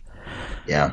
within the church, there's a lot of that. There's a lot of mainstream Christianity has changed, man. I see a lot of these guys that are just, missing it. Yeah, they're just missing that mark. They're missing that mark, and love and all these things is right on. It's good, we got to preach that. But I think that there's this over feminization of the Christian male, and it's destroying the church from within, because as a generation, as the kids grow up and they see that there are no men, they follow culture because there's no authority. There's nobody telling them how it is, because the men are afraid to show it how it is. Yeah. And then they know they're going to get crucified. Like, you're going to be attacked. The times I've made the best stands for things is the times when I was like, all right, well, I'm going to die over this, and I went on ahead and said something, and it was very liberating. Yeah, man, it's something that's hard to articulate, and I'm gonna probably end up. You'll see me like 3 or 4 days from now on my live video. Boom! We're gonna talk about masculinity, Yeah, do it, man. In the church, But I think also, the church is a safe place. We have all these families without fathers running around here. Those women find themselves in church a lot of times, and then they depend on the church to raise those boys, And so it's kind of like an army of women and children in a lot of churches when you really look around. How are they raising them? If a church doesn't have a strong male role model, and then these young kids are coming in, that's why they're not staying in the churches, and that's why a lot of pastor kids are also, you hear the famous PK kids, They're the worst ones. They're the worst ones. Why? Because there's not a strong father figure within the household, a real man, a biblical man. It's this really, really nasty, vicious circle, man. It is, man. And then people experience more toxic masculinity, which is just boyishness. That's really all it is. It's immature. It's it's power without accountability is what it is. It's like power without good judgment. You know what I mean? Right. And then they start to fear men more. And it's like you almost need a guy around to grab that young dude by his chest, by his throat sometimes, and be like, hey, we don't act like that around here. Right. You know what I mean? Like, wake up. Don't talk to your mom like that. No, and then you need mom not to like defend the kid. You know what I mean? Like, right. and the kid needs to see like, hey, this is a man I respect. Putting down kind of like, this is the way it is. What I'm gonna do. You know what I mean? Fight him if you want to. Yeah, I mean, like that is there, and like when you're young, you kind of need that. Like, this is a man I respect, because I see it all the time. I see young bloods like look at me and be like looking me up and down and like studying me and stuff. And then like it's an honor, man. Like I shudder to say it, but I say this so that like other people can like benefit from this and pass this type of stuff on. But when you see those young dudes, like I'll see them look at me and they see that I'm like a pretty like big, strong dude and stuff. And then I see like their little brains switch. Like I see them kind of be like, ask questions, get curious. I speak and I tell them like man stuff. They like soak it up, bro. Like they hear that you're military, or you probably deal with this too. Like they hear that you're military, and then they're like, it's like they want to sit at your feet. You know what I mean? And listen and like get some of that masculine energy. And you realize in those moments you're literally shaping what they think is man. And it's precious. No, that is very. And to be honest, I think there's something very nefarious and evil about the changing of masculinity within the church. I think that honestly is a spiritual battle when it comes to reshaping the image of Jesus, because that's where it starts. Because we're talking about imaging a father figure, someone strong, or imaging a real man. And if you reshape the image of the alpha father, the best father there is, and you make it effeminate, it's gonna obviously give those same results to its people, and they're gonna quote unquote image God in a way that is false, and that destroys the body, from within. Was that? Yeah, it's false gods, man. It's it's not a real image of God, and so it really just makes people do something that they think is right, but it's actually bad theology, and bad theology is creating bad people, the bad followers. I mean, it has to do with that as well. And one last thing I think I wanted to mention, I thought it was hilarious, but it's kind of true. And you touched on it earlier a little bit, which was, this show, obviously we talk about a lot of things, biblical things, really weird stuff, conspiracy theories. I mean, we talk about everything on here, right? Yeah. So one thing that me and Omar have seen just an explosion of, which is what's shaping culture, is what we see in the media, what we see on television, what we see movies, Hollywood, what we see from the pulpit now, what we see in so many things that affect large groups of people. And, I think our second show was about mind manipulation and about how things can, the things that you see on TV just start shaping people, because like you said, they're in that alpha state, and whether you're gonna in your mind say I'm gonna do this or that, you're still getting downloaded with all these ideologies, and so I remember seeing all of the sudden this shift in strong women characters in movies. Dude, it's been killing me, bro. I remember I brought it up to you and you were like boo, your boy hasn't even seen Wonder Woman yet, what's up? I get out my car in the street and start yelling at people. And so I gotta say, I've seen this over and over. Like, one of the reasons me and Omar really disliked the new Star Wars movies was because the new 300, bro. They did it to 300. They did it. How dare they?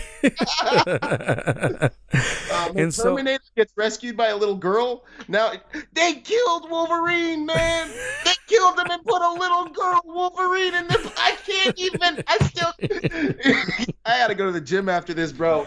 Oh gosh. Wolverine can't even die, man. Anyway. Okay, that's my point. See, so that's where I'm getting at, And so we've seen the movies where beta males make bad decisions and strong alpha women make the right decisions, and we see this time and time again in the greatest blockbuster movies that they're supposed to be great, and if you look statistically, they're dropping bad. They're dropping, fans are dropping like flies because of these types of things that they're pushing, just like you said, there's so many movies, it's very subtle sometimes. Blonde Bombshell or whatever that was. What was that? That Blonde Bombshell. I can't even. Atomic Blonde, you mean? Atomic Blonde. I never watched it. Me neither. Just was like, I didn't see it neither, but I think that's what you mean. But that's kind of my point, and I don't even have to ask you, but it seems that you've been perceiving the same thing, Dude, so I don't watch TV. So then, I noticed first there was a rash of, I think I was talking to Gonzo, face like the sun. We were talking about it, and he was like, "Yeah, they're gonna try to erase gender next." That was 8 years ago or something, and I was like, "Man, I can't do that, man." You know what I mean? And then we see it in the military, where they're trying to put women in the infantry. I'm gonna let you decide if you want to get me to that. And then I'm sitting here and I'm watching TV shows, and we got these shows with these beautiful, intelligent women and these lump on the couch, fat, stupid boy, dad male figures. You know what I mean? You look at the cast, it's an intelligent, normal, great female, and out of shape, pathetic dude who's a husband who she has to take care of, and we see it over and over again. Then we get into Hollywood, and I started noticing all the superheroes are giving up their powers and being rescued by their chicks, and I'm like, whatever. But then these last few years, it's just gotten aggressive with these female action heroes, and I'm glad. And I remember him saying that one of the UN objectives for this next, Illuminati-esque type of objective is to empower, put women over men over the next decade. And I'm sitting here and I'm watching this. Or we talked a little bit about how Satan approached Eve with, the fruit in the Garden of Eden to put her over men, because the Bible says that man was created for God and woman was created for man. You know what I mean? So that's the ultimate degradation of, God's glory and his honor, you know what I mean? So, when I start watching these movies and I start seeing these things, where, there's these female action heroes that I'm not seeing women, you have we just have our roles, you know. I remember a chick got in an argument with me at the gym a while back, and she was like, I can do anything you can do. I'm like, no, you can't.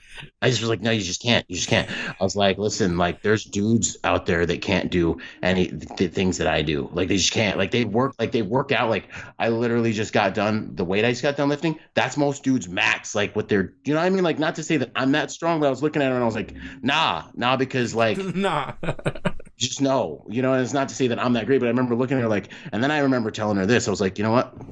Technically, you're a human, like you maybe could, but you would have to go against your entire genetic code and your entire biochemical makeup. You'd have to go against that in a very strong way, probably using chemicals in order to catch up with me. And then you wouldn't have the torque, you wouldn't have the muscle density.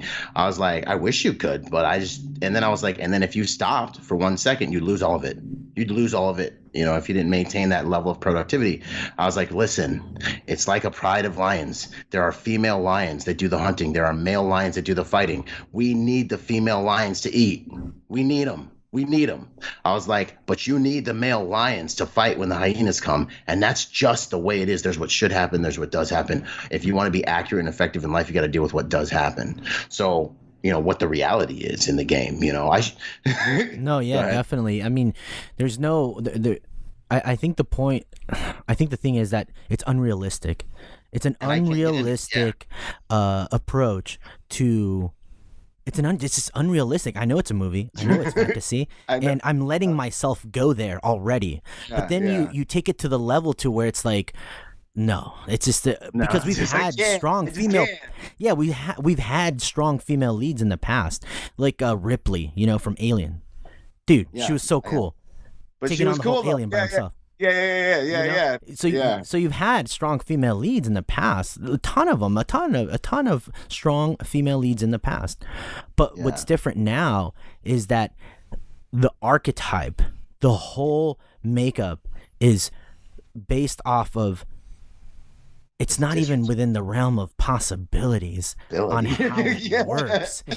And it makes the story garbage, you know? It just makes the story garbage. Yeah. I agree with you 100%. My wife is probably in the next room laughing because I'm the worst. Like, I avoid those movies like the plague. You know what I mean? And like, I don't see them. Like, I literally will look at the movies and be like, I'm not going to see that. I'm not going to see it. And then some of them, they're tricky. Like, they put like a dude you really like on the cover. You know? Like or Terminator or something. Or that when they kill Wolverine and put the little girl in his place. Yeah. You know what I mean? Like, the new Wolverine is a little girl. You know, like... And they're tricky, and then I'll be in the movie theater, and it'll happen. And I'll be looking at her, and she'll be like, "Oh no!" No, but you know what though? You know what? You should see Wonder Woman. Actually, I thought it was gonna be in the whole thing, but honestly, dude, it's really the story is good. Byron, dude, I think Byron hung up on us right now. Oh man, no, but really, I thought it was gonna be like this whole agenda pushing it at me, you know, and then I saw it, and the storyline.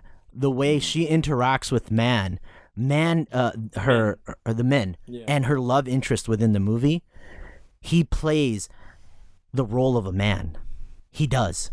He executes his role as a man, what a man archetypically does.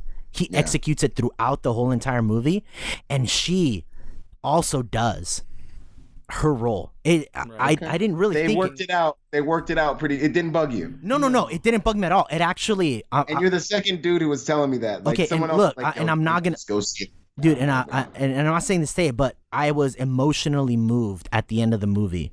Like, I was like moved emotionally. I was like, damn, they actually did it. They went there. It was good.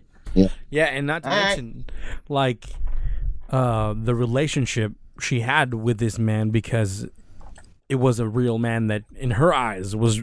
I mean, Wonder Woman defined him as a man, you know. Yeah.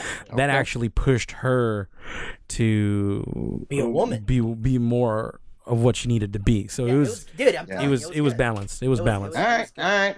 I'm messing with the archetypes were there. Trust me, I'm a movie connoisseur. I'm a movie dude. Yeah, no, like, I don't watch television. It's garbage. Like, you get stupider if you watch television every day. It is intellectual garbage. And like, I'll stand by that. And like, so I like am gonna pick a movie at the end of the night if I have 2 hours. then I will sit down with my wife and I'll watch a movie. I might work on some stuff on my computer on the side a little bit. But then, you know what I mean? Like, it's kind of like, that's my decompression within my 24-hour periods. I'll be watching movies, man. All right, Byron, any final thoughts that you just, something that you want? Yeah, we don't want to take up too much of your time. Yeah, that you just want to get off your chest and say. 2 hours. And was that 2 hours? Did that just happen like that? Yeah. Golly, man. I got one final, just, I'm just going to thin slice this real quick. No, yeah, drop it. This one drives me outside of my mind, and I've had to confront some dudes that I love on it. Ooh. Is when I'm minding my business and someone's like, well, you know, and I say something or two, and they're like, well, you know, happy wife, happy life. Ooh. Oh, we were talking about that. You just mentioned that. Oh. So I look over and that. I literally I had a teacher that was a feminist that was passive aggressive, and a few semesters back, and she was like, I want you guys to write an article about relationships. And I wrote an article about this happy wife, happy life thing. And she legitimately, so then I didn't show up the next class. I had to work. I was like in another country. And she stood up in front of my class and read my paper to the whole class, turned everyone against me. They were all like, stone him, like, bring him back. Like, they had their pitchforks. They had the rope out to hang me and everything. And I came back and she was like, Byron, we're going to start this class by you standing in front of the class and reading your essay on happy wife, happy life. And my whole approach to the thing is happy wife, happy life is a bunch of garbage. That my approach is I don't negotiate with terrorism. Good to go. I'm saying, and I'll take it. I'll take it. And you know what? People hear this and whatever, but like I'm happily married. Like my wife's off the hook and we're one, and that's like watch my Instagram. Like I get good meals created for me and she likes it. You know what I mean? One of the biggest argument things, they're like, well, women are being oppressed and they have to cook for me. No, like my wife loves the fact that I provide and protect, and she is my helpmate that assists me in providing and protecting. Like that's our flow. And like some women are looking for that. And if you're a woman out there, don't be ashamed to be like, no, I actually want a dude who's an archetypal man who's gonna protect me and provide for me. And I like that. And I like dudes opening doors for me. The world needs you, because I won't say chivalry's dead, because I'm a man and I'll be chivalrous till the day I die because of who I am. But I'm gonna tell you right now, there's a lot of dudes out there looking to see if this is a valuable skill set to maintain or not with regards to the world that they're living in right now. Is it really something that I should do? Is it really a valuable thing? And the more females they see value it, then the more they're naturally going to like realize if they don't have a dad that it's important. Now, you guys got something you want to put on that, or should I get into this happy wife stuff? No. I agree with you, man. I'm gonna make a T-shirt in the front that says happy. No, it says happy wife, happy home, and in the back it says, "But I don't negotiate with terrorists." That's what's up. Yo, that's a good idea, man. FireTheftRadio.com. Go on the merch store. We can create that merch, man. It's on there right now. Yo, I can't talk to it because I don't have a wife, so I'm good. Okay. But yeah, no, like my real quick approach to it is, look, like happiness is someone's individual responsibility. Your internal state that you operate at is your responsibility. You know what I'm saying? Like, and I can say that because I've been out in the desert living like a homeless man with grown men trying to kill me and not knowing where my food's going to come from. And I went to, I've been through enough in life that I feel like I can sit here and say, look, like Paul's even said, I've been through all these different things, you know what I mean? And God gives us strength, but I'm just going to say it like this. Your internal state with regards to happiness and sadness is your responsibility and your fault. It comes from the way that you're looking at things and the way that you're managing your mind. The situation isn't what's killing you. It's the way you're looking at the situation that's killing you, because there's 100 people out there that have less than you that are killing it, or that would kill it with what you have, And so like this whole happy wife, happy life thing to me is like, if that person's not happy and they're trying to control you by being like negative or emotionally manipulative manipulative or holding something over your head, that's terrorism. And it's terrorism because now you have to live under the threat that if you don't do what they want, they're not going to be happy. And when they're not happy, your life's going to suck. And I'm going to tell you something. If you actually negotiate with that and you do things because you're trying to keep your wife happy, you put yourself in a position to have to chase happy. It's like when you give the terrorists money and they're like, yo, that was tight. Let's do it again and get some more money. You know what I mean? You actually make a bed that's hard to sleep in, and you start a cycle of behavior because you're rewarding and enabling this bullying, this cry bullying type of behavior. And then you start a cycle and you did it and it's your fault. So by not negotiating with terrorism, it's like, look, this is what I believe. This is what I'm doing. If it doesn't make you happy, I get that. Calm down. Articulate what you have a problem with. Let's have an adult conversation about it. Yeah. If the person gets emotional and can't handle that, you know what? Let's take a break because I don't like where this is going for either of us. I'm human. Yeah. Well, like, if the beginning, I start tripping. Yeah. Yeah. I mean, like, right. And by not negotiating with that, you set yourself up to have honor in your house. That's going to make it a lot easier, a better place to live. Mm-hmm. And you have to face the fact that the person might not love you enough to stay with you if you don't let them control you through their emotions, because that's probably what's worked for them their entire life. They might not even think you love them if they might not even think you love them if you don't let them use their emotions to control them, because their parents love them more than anybody, and their parents let them control them with their emotions their entire life. Yell at mom and dad, mommy and daddy, run away, go give them stuff. You know what I'm saying? Now you're telling them they're wrong. I mean, they might not even, you know what I mean? And that's real. That's raw sauce, in my opinion. Raw sauce. Well, like I was gonna say, if the beginning of the show didn't trigger you, this will right here. It's a way to end it right there. Indeed. All right, Byron, hang with us real quick, people. Here's a wonderful song that I found. Enjoy it. And meanwhile, we'll talk to Byron, and we'll be right back.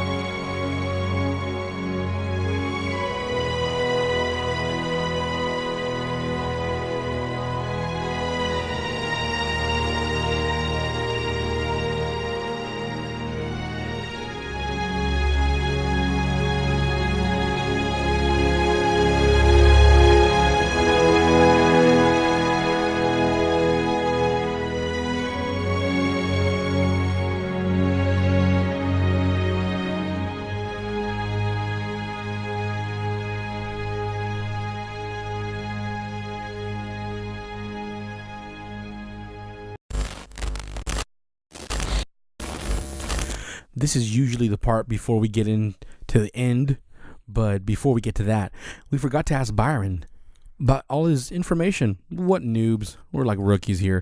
Anyways, we'll put the links in the show notes, and you can find them at byronrodgers.com or byronrodgersmotivation.com. You can find him on Instagram as Byron Rodgers or Facebook at Byron Rodgers as well. So got a lot of places you can find him, and on his website you can find other things that he's up to and other links, like he's got a Twitter and all kinds of good stuff. So hey, get a hold of him. It's in the show notes, folks. Like I said, we made the mistake. Forgot to ask him, like rookies, but it's okay, man. Even the best of us make mistakes. Anyways, all right. Now let's finish the show. All right. Welcome back, folks. My goodness, I actually grew a little bit more hair on my chest after that episode, my dude. Yeah, I know. I saw it. I was starting to. You heard it go. Yeah. Bing, bing, bing. And I was like, get off of me. Get off of me right now. Yeah, it was a very, very good episode, man. I hope everybody understands that we come from a place of love. We might not be as articulate and well-spoken, but everything that we just said, everything that Byron said, comes from a place of love and a place of growth and a place of just a deep desire for all of us to just be better humans, be better Christians, be better men. If you're a woman listening to this, shoot it over to your husband if you feel that what we've said has benefit, has merit, and it will be a benefit to him.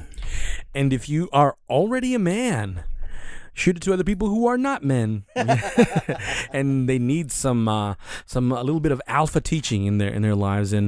But we've been researching this for a couple of years for our personal growth, and as we did it, we started realizing the necessity of it in culture and society today, which is why we decided to do this episode. It was not just random. It's not just, what do we do next? No. I think it's really God led us down this path. Well, it's absolutely providential is the word, because as we researched it more, it just became very apparent that it's a problem, and it's been a problem in society for a very long time, and it's a cyclical thing that's happened in the existence of mankind, and we need both. We need both masculinity and femininity, and we need them to work together so that we can grow as individuals, and also together if we are working through in a marriage, in a couple, as a father and mother, father and daughter, whatever sort of relationship, all of it is affected by how we perceive femininity, masculinity, and those are very hard words to say over and over, by the way. But anyways, guys, I hope you guys enjoyed this show. Please email us, contact us about your thoughts. If you were triggered, that's awesome. Let us know about your triggering. We will have those conversations, no problem. I keep saying this. We're not afraid or get offended at you disagreeing with us, so shoot on your whatever it is you feel. Let us know. Let it out. Don't bottle up. It's bad to bottle up stuff. So that's all we got for today, folks. And as always, don't forget to spread the fire. Later, folks.